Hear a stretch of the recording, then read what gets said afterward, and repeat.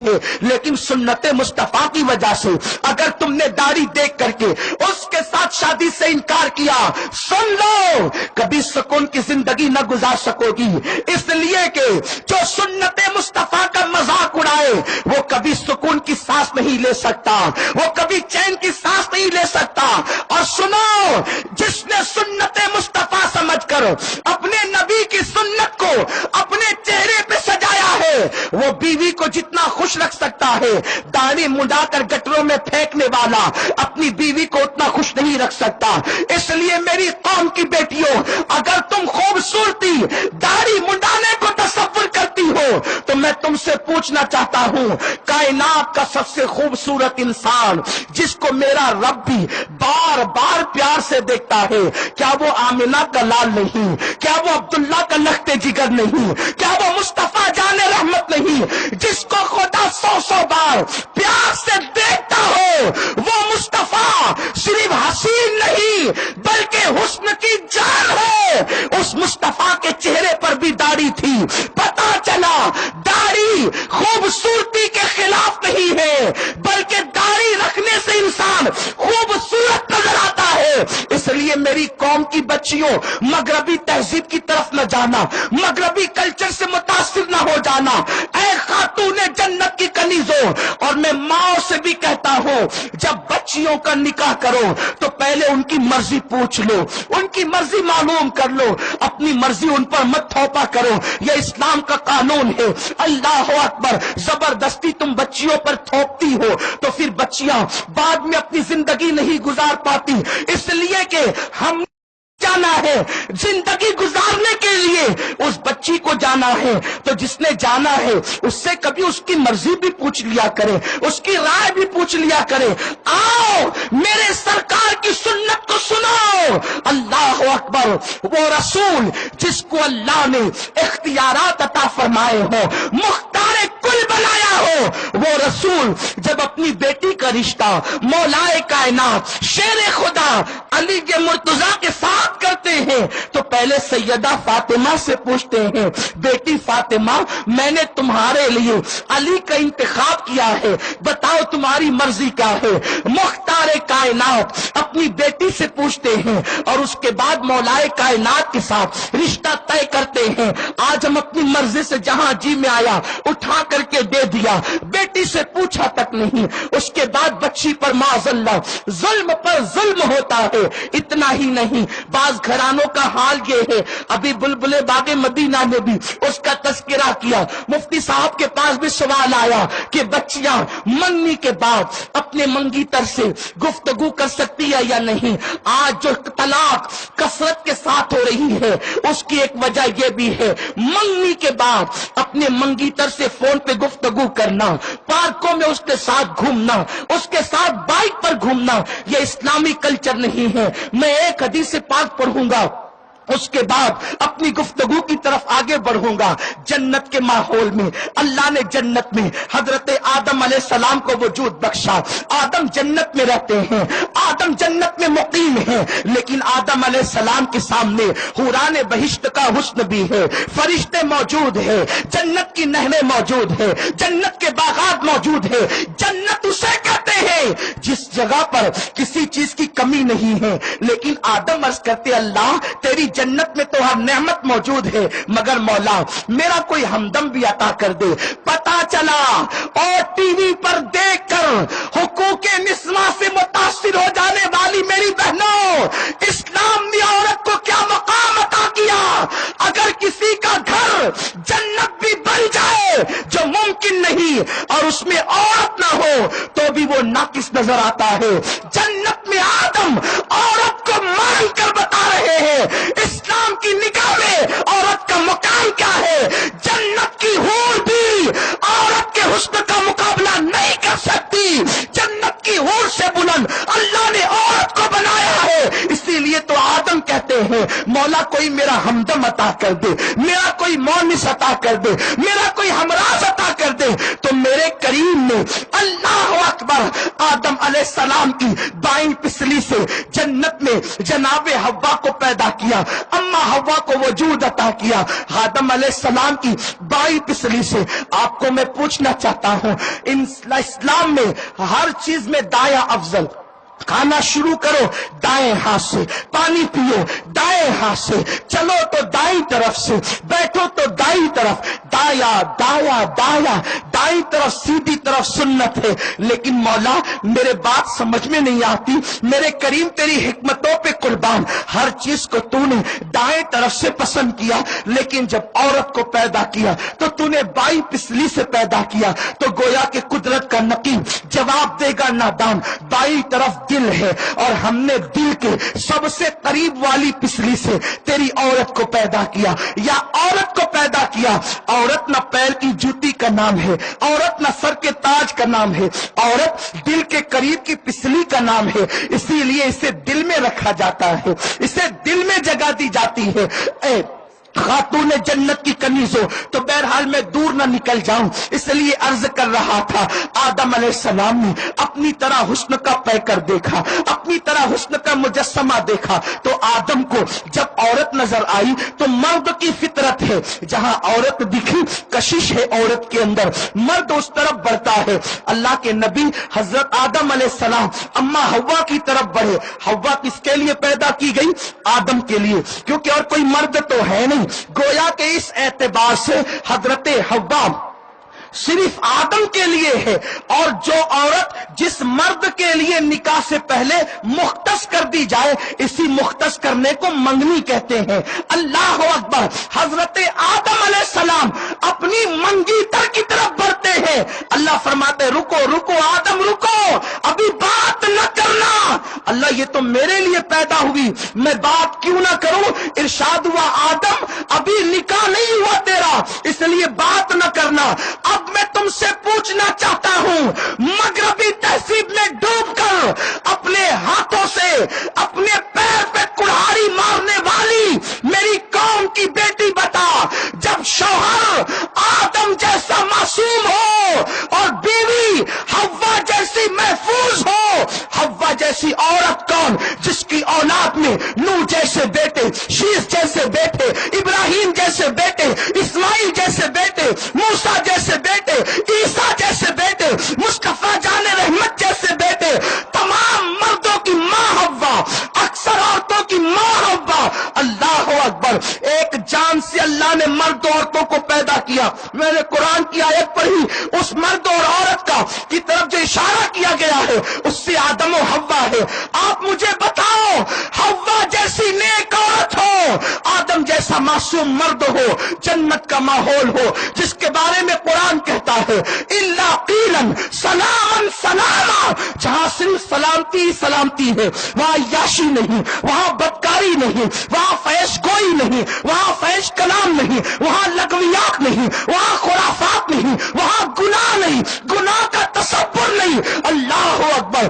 ایسی پاک دامن حوا ہے، ایسے معصوم آدم ہے، لیکن منگنی کے بعد، منگنی کا مفہوم میں نے پیش کر دیا اس معنی میں کہ مختص کر دیا آدم کے لیے۔ آدم بڑھ رہے ہیں، اللہ کہتا ہے بات نہ کرنا جب تک نکاح نہ ہو۔ آپ مجھے بتاؤ، وہ آدم جس کی شرافت کی خیرات آدمی کو ملی تو وہ آدمی کہلایا، وہ انسان کو ملی تو وہ آدمی کہلایا، اس آدم کو کہا جاتا ہے آدم منگنی کے بعد بات نہ کرنا، یعنی مختص ہونے کے بعد بات نہ کرنا۔ اللہ کب تک؟ جب تک نکاح نہ ہو جائے۔ آپ مجھے بتاؤ، جنت کے ماحول میں جب آدم کو روک دیا گیا کہ نکاح سے پہلے حوا سے بات نہ کرنا، تو آج تمہیں کس نے اجازت دے دی کہ تم نکاح سے پہلے جو ہے وہ منگی تر کی بائک پر گھومو یا فون پر لمبی لمبی گفتگو کرو؟ بڑی معذرت کے ساتھ، نشتر جو لگاتا ہے وہ دشمن نہیں ہوتا۔ بھابیاں ٹرین کرتی ہے اپنی ننن کو، دیکھو ایسے بات کرنا، بڑی بہنیں چھوٹی بھائی بہن کو معاذ اللہ یوں گائیڈ کرتی ہے، دیکھ تیرے منگیتر کا فون آئے تو یوں ڈائلاگ بولنا، او ظالم بہن تجھے تو بہن زینب کی طرح ہونا چاہیے تھا، او ظالم بہن تجھے تو رقیہ کی طرح بہن ہونا چاہیے تھا، او ظالم بہن تجھے تو آسیہ کی طرح بہن ہونا چاہیے تھا، تو کتنی ظالم نکلی کہ چھوٹی بہن کو تم منگیتر سے بات کر کے اکسا کر اس کی زندگی کو برباد کر رہی ہے، اس کی زندگی کو تباہ کر رہی ہے۔ اسلام میں منگنی کے بعد لمبی لمبی گفتگو کا کوئی تصور نہیں، بوائے فرینڈ کا کوئی تصور نہیں، گرل فرینڈ کا کوئی تصور نہیں۔ جو محبت شادی کے بعد پیدا ہوتی ہے وہ بڑی پائیدار ہوتی ہے۔ کیا تم نے دادا دادی کی محبت کو نہیں دیکھا؟ بوڑھے ہو گئے لیکن اتنا پیار ہے کہ دیکھ کر کے دل اش اش کرتا ہے، طبیعت جو ہے بے چین ہوتی ہے۔ اللہ اکبر، کیسی محبت ہے۔ ہم اپنی ماتھے کی آنکھوں سے کبھی اپنے دادا دادی کو دیکھتے ہیں، کبھی اپنے والدین کو دیکھتے ہیں۔ اللہ اکبر، ایک مثالی محبت۔ اور آپ کو بتاؤں، محبت جب شادی کے بعد پیدا ہوتی ہے تو تاج محل بنتے ہیں، محبت جب شادی کے بعد پیدا ہوتی ہے سمرقند بنتا ہے، محبت جب شادی کے بعد پیدا ہوتی ہے بخارا وجود میں آتا ہے۔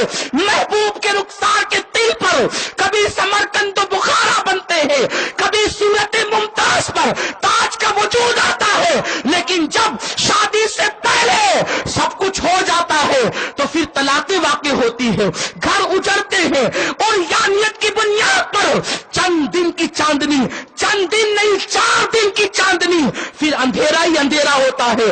آؤ اپنی قوم کی بیٹیوں کو سکھا دے کہ منگنی کے بعد منگیتر سے کوئی تعلق نہیں ہوگا، ہوگا تو نکاح کے بعد ہوگا، ہوگا تو شادی کے بعد ہوگا، اور پھر شان سے ہوگا کہ شریف کی بیٹی کا انداز یہ ہے، غریب شوہر مل جائے اس کے ساتھ بھی نباہ کرتی ہے، امیر شوہر مل جائے اس کے ساتھ بھی نباہ کرتی ہے، عادل ملے اس کے ساتھ بھی نباہ کرتی ہے، ظالم ملے اس کے ساتھ بھی نباہ کرتی ہے۔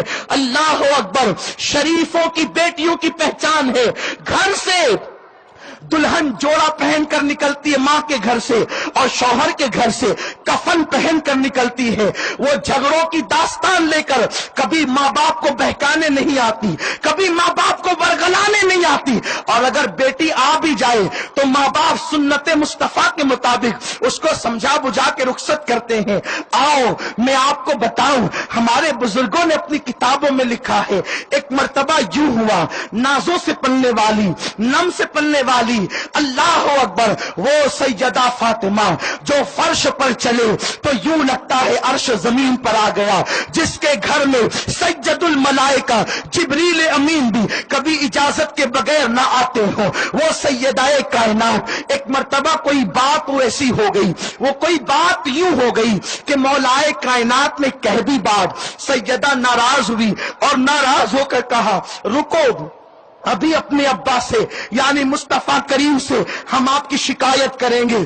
آ گئی، میرے نبی غیب دا نبی، میرے نبی کو اللہ نے علم ما کانا وما یکون عطا فرمایا۔ اس کے بعد سیدہ کا گھر اور آقا کے گھر میں صرف ایک دیوار کا فاصلہ تھا، اپنی پیوندوں والی چادر اوڑھی اور اوڑھ کر دروازے پہ آئی، دستک دیا، اوپ کا کریم آقا دروازہ کھولے۔ آقا کریم نے اندر سے پوچھا کون ہو تم؟ سیدہ کی آواز تو آقا جانتے تھے، اما عائشہ صدیقہ کہتی ہے حضور کی آواز سے سب سے زیادہ اگر کسی کی آواز مشابہ تھی تو سیدہ فاطمہ کی آواز، حضور کے کردار سے سب سے زیادہ کسی کا کردار مشابہ سیدہ فاطمہ کا، حضور علیہ السلام کی سخاوت سے سب سے زیادہ کسی کی سخاوت مشابہ تھی تو سیدہ فاطمہ کی سیرت میں، صورت میں، بولنے میں، چلنے میں، اٹھنے میں، بیٹھنے میں، حیا میں، کردار میں، گفتار میں، رفتار میں، انداز میں وہ اپنے بابا مصطفیٰ جان رحمت سے بڑی مشابہ تھی۔ آواز آئی، دروازہ تو کھولے، اندر سے آواز آئی کون ہو تم؟ اللہ اکبر، زمین نیچے سے، پیروں کے نیچے سے نکل گئی، کبھی یہ لہجہ بابا کا نہیں دیکھا، کہا کون ہو تم؟ اس کے بعد عرض کی آقا میں آپ کی بیٹی فاطمہ ہوں۔ اندر سے آواز آئی کون فاطمہ ہو تم؟ اللہ اکبر، یہ لب و لہجہ میرے رسول نے کہا کون فاطمہ ہو تم؟ کہنے لگی یا رسول اللہ حسنین کی امی فاطمہ۔ کہا کون فاطمہ حسنین کی امی؟ کہا حضور آپ کی بیٹی فاطمہ۔ کہا کون میری بیٹی فاطمہ؟ تو کہا حضور بندہ پرور آقا علی کی بیوی فاطمہ۔ علی کا نام لیا تو آقا نے کہا فاطمہ शौहर से नाराज होकर आई है, आज मेरा दरवाजा तेरे लिए नहीं खुलेगा, जा पहले अली को राजी कर ले, उसके बाद आना। और फातिमा सुन, अगर यहां अली को नाराज करके आई तो तेरा बाबा मुस्तफा आज तुझसे नहीं मिलता, और इस हालत में तेरा इंतकाल हो गया तो कयामत में भी मैं तुझसे मुलाकात नहीं करूंगा, जा पहले अली को राजी कर, उसके बाद आना। सैयदा गई, अब अपना दुपट्टा मौलाए कायनात अली के मुर्तजा के कदमों में रखा, कहा अली मुझे माफ कर दो। अली ये मुर्तजा मुस्कुरा कर कहते हैं, फातिमा मैं तो तुमसे नाराज नहीं हुआ था, तुम ही तो नाराज होकर के गई थी। मेरी जान, मेरी फातिमा, मैंने तुम्हें माफ तो कर दिया, जाओ मैं तुमसे राजी हो गया। मौलाए कायनात अली के मुर्तजा ने हमारी मुकद्दस माँ, सैयदों की माँ, जब फातिमा को मुस्कुरा के माफ किया, उतने में मेरे आका अंदर तशरीफ लाए और दोनों के सर पे हाथ रख के दुआएं दी, अल्लाह तुम्हारी मोहब्बतों को कायम रखे, तुम्हारी नस्ल में बरकत अता करे। और उसके बाद फरमाया, जब तक शौहर नाराज रहता है अल्लाह के मासूम फरिश्ते औरत पे लानत करते हैं। फातिमा कभी शौहर को नाराज न करना, वरना कयामत के दिन तुम मुझसे मुलाकात नहीं कर सकती। मेरे रसूल ने बेटी को ये कहकर कयामत तक की बेटियों को तालीम दी और माँ बाप को ये पैगाम दिया, अगर बेटी किसी गलत फहमी की वजह से शौहर से नाराज होकर आए, उसको शय मत दिया करो, घर में बिठाने की बात मत किया करो। नबी पाक सल्लल्लाहु अलैहि वसल्लम की बेटी का घर का हाल सुना दिया करो, एक एक महीने तक घर में चूल्हा नहीं जलता। फातिमतुज़ ज़हरा की जबान पे शिकायत नहीं। आज बेटियां माँ बाप के पास ये शिकायत लेकर आती है, फलां का शौहर तो पार्कों में ले जाता है, मेरा शौहर नहीं ले जाता, फलां का शौहर तो फिल्मों में ले जाता है, मेरा शौहर नहीं ले जाता, फलां के यहाँ तो हर वलीमे में नया जोड़ा बनता है, मेरा शौहर नहीं बनाता। ओ नादानो, फिर माँ बाप को तैश आता है, माए शय देती है, बाप कहता है बेटी तेरा बाप फकीर थोड़ी है, बैठ, फिर उसे मजा चखाएंगे, कोर्ट का जीना चढ़वाएंगे और इतना केस करेंगे और वो करेंगे, ऐसा हैरान करेंगे कि उसका तेल निकल जाएगा। वाह रे बाप, तूने बाप बनने का बड़ा अच्छा हक अदा किया, वाह रे जालिम माँ, तूने माँ होने का बड़ा अच्छा हक अदा किया। सुनो, शरीफों की शान नहीं कि वो कोर्ट तक जाए, अरे मुसलमान की बेटी वो है जो नमाज के लिए मस्जिद नहीं जाती तो अपने हक के लिए कोर्ट में क्या जाएगी। हमारी बेटियां कोर्ट में जाकर अपने हक का भीख नहीं मांगती, हमारी बेटियां वो है मर्द मस्जिद में जाकर अल्लाह की बारगाह में भीख मांगते हैं, लेकिन बेटियां वो शान रखती है, अल्लाह उनके लिए भीख उनके घरों में उतार देता है। जब हमारी बेटी मस्जिद में नहीं जाती, हमारी बेटी कोर्ट में क्यों जाएगी, हमारी बेटी कोर्ट तक क्यों जाएगी, वकीलों के धक्के खाने, पुलिस के हाथ में हाथ देने, हाथों में हथकड़ियां डालने, बुर्का पहनकर इस्लाम को रुस्वा करने। कहां हो तुम लोग, कहां हो। अगर बिल फर्ज शौहर से नहीं बनती, तलाक की नौबत भी आती है, खौटी का दावा करते हो, अरे तुम्हें शर्म आनी चाहिए। जिस शौहर ने पैर की जूती समझकर तुम्हारी बेटी को निकाल के फेंक दिया, तुम उसके पास भीख मांग रहे हो खौटी का। नहीं, हम ये नहीं कर सकते। इस्लाम गैरत का मजहब है, इस्लाम बागैरतों का मजहब है। वो और है जो तलाक के बाद शौहर से खौटियों की भीख झूठ बोल बोल के मांगते हैं। हमारा मजहब ये है गैरत वाला, जिस शौहर ने तलाक दे दिया, पैर की जूती समझ के उतार दिया, अब हमारी बेटी उसके टुकड़ों पे नहीं पलेगी, उसका बाप परवरिश करेगा, उसकी मां परवरिश करेगी, उसके भाई परवरिश करेंगे।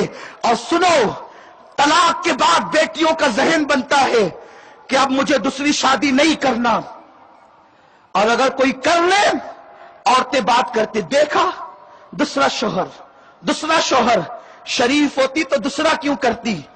जिहालत मत करो, तुम शराफत की बात करते हो। मेरे नबी की बेटियों से ज्यादा शरीफ कौन?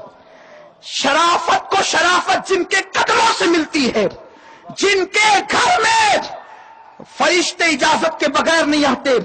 मेरे नबी की 2 बेटियों को तलाक दिया गया। अबू लहब के 2 बेटों के निकाह में मेरे रसूल की 2 बेटियां थी, हजरत सैयदा रुकैया सलामुल्लाह अलैहा अल्फ अल्फ मर्रा फी कुल्ल लम्हा, और सैयदा उम्मे कुलसूम। ये दोनों बेटियां अबू लहब के बेटों के निकाह में थी।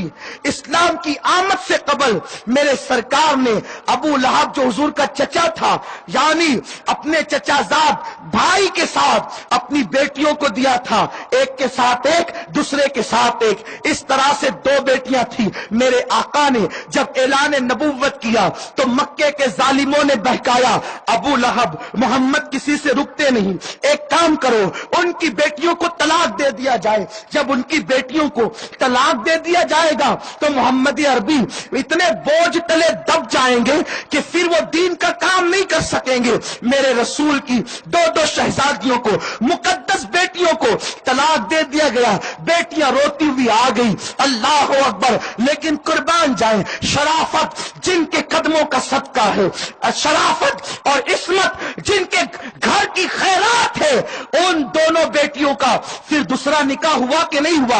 और दूसरा निकाह किसके साथ हुआ? जुन्नूरैन सैयदना उस्मान गनी के साथ हुआ। एक बेटी दी, उसके बाद उस बेटी के इंतकाल के बाद हुजूर ने दूसरी बेटी भी उस्मान गनी को अता फरमाई। अल्लाह अकबर। जब नबी की शहजादियां दूसरा निकाह उनका होता है उस्मान गनी के साथ, तो हमारी बेटियों का क्यों नहीं हो सकता? और ये शराफत के खिलाफ नहीं है, इसलिए कि शराफत उनके घर की कनीज है जिनका निकाह उस्मान गनी के साथ हुआ था। तो अगर कभी कोई हादसा ऐसा हो जाए तो हम अपनी बेटियों का दूसरा निकाह जरूर करें ताकि वो इज्जत के साथ जी सके। और मैं अपनी कौम की बेटियों से कहूंगा, लेकिन कोशिश ये करो जैसा शौहर मिल जाए उसके साथ निबाह कर लो। अगर गरीब मिले ना, मेरे आका फरमाते हैं रूही फिदा सल्लल्लाहु अलैहि वसल्लम कि अगर किसी औरत को गरीब शौहर मिल गया और सब्र के साथ वो उस गरीब शौहर के साथ निबाह कर लेती है, ऐसी औरत को जन्नत में मेरा पड़ोस अता किया जाएगा। ऐ मेरी कौम की बेटियों, ये दुनिया चंद दिन की है, इसमें हया के साथ जी लो, इसमें गैरत के साथ जी लो, इसमें इफ्फत के साथ जी लो। ऐ मेरी कौम की बच्चियों, मुझे बताओ तो सही, मेरे रसूल की शहजादियों ने अपनी जिंदगी को कैसे गुजारा, कितनी तकलीफ में बजाहिर गुजारा। अल्लाह अकबर। जिनके घर में अल्लाह अकबर 1-1 महीने तक चूल्हा न जले, 17-17 पेवन चादर में लगे, इस शान से, बल्कि कभी कभी तो दुपट्टा न रहा तो ऊंट का चमड़ा भी ओढ़ करके अपनी जिंदगी के लम्हात को गुजारा। लेकिन आज कपड़ों के नाम पर, आज जेवर के नाम पर, आज दौलत के नाम पर, आज पार्कों में घूमने के नाम पर, अल्लाह अकबर, कौम की बच्चियां किसी के भी हाथ में हाथ देती है, याद रखो। और मैं अपनी बहनों से कहूंगा, माओ से कहूंगा, जब रिश्ते आए तो अच्छा रिश्ता देखो, तफ्तीश करो, यूं ही बोझ समझ कर उठा करके कहीं भी न दे दिया करो, और बेटियों से मशवरा किया करो। मेरे प्यारे आका सल्लल्लाहु अलैहि वसल्लम की कनीजों, याद रखना, अगर कोई औरत जेवर पहन ले और मालदार हो जाए तो उसे इज्जत मिल जाती है, ऐसा नहीं है, बल्कि इज्जत पाक दामनी की वजह से मिलती है, इज्जत इस्मत की वजह से मिलती है, इज्जत हया की वजह से मिलती है, इज्जत तकवे की वजह से मिलती है, इज्जत पाक दामनी की बुनियाद पे मिलती है। क्या तुम्हें नहीं मालूम, एक औरत है, रंग के एतबार से काली है, कद के एतबार से नाटी है, लेकिन वो औरत जब हज के लिए जाती है तो काबा उसके इस्तेकबाल के लिए चला आता है। वो काबे को देखकर कहती है, ए काबे तू क्यों चला आया? मैं तुझे देखने नहीं बल्कि तेरे रब का दीदार करने आई हूं। वो कौन औरत थी? उसी को राबिया बसरी कहते हैं। इसलिए मेरी कौम की बेटियों, बहुत सी बच्चियां परेशान है, उनको अच्छे रिश्ते नहीं आते। मुझे बताओ, रात तो दिन टीवी का मुंह पकड़कर बैठोगी तो अच्छे रिश्ते आएंगे। गाने हेडफोन लगाकर सुनोगी, अच्छे रिश्ते आएंगे। गंदी तस्वीरों में वक्त गुजारोगी, अच्छे रिश्ते आएंगे। सुनो, अगर अच्छा रिश्ता चाहती हो, दुरूद के अंदर डूब जाओ, मेरे आका का नाम पढ़ो। ये नाम कोई काम बिगड़ने नहीं देता, बिगड़ी भी बना देता है। सब नाम मोहम्मद, उन पर दिन में कसरत से दुरूद पढ़ना लाजिम कर लो। अरे जो मुस्तफा दरख्तों को अपने पास बुला सकते हैं, क्या उनके नाम की बरकत से अच्छा रिश्ता तुम्हें नहीं भेज सकते, अच्छा रिश्ता तुम्हें अता नहीं कर सकते? लेकिन अच्छे बुरे की पहचान तुम्हें नहीं है। तुम तो दाढ़ी मुंडे को अच्छा समझते हो, तुम तो सफेद चमड़ी को अच्छा समझते हो, तुम तो बिल्डिंग और महल वाले को अच्छा समझते हो। नहीं नहीं, बिल्डिंग वाला सिर्फ अच्छा नहीं होता, मुस्तफा वाला अच्छा होता है। जो इश्क़ मुस्तफा में तड़पता है वो अच्छा होता है। जो कुरान का कारी होता है वो तालिए कुरान अच्छा होता है। जो मुस्तफा प्यारे पे फिदा होता है, सुन्नतों का पाबंद होता है, उसके पास माल हो जाना हो वो अच्छा होता है। मुझे यहाँ एक बात याद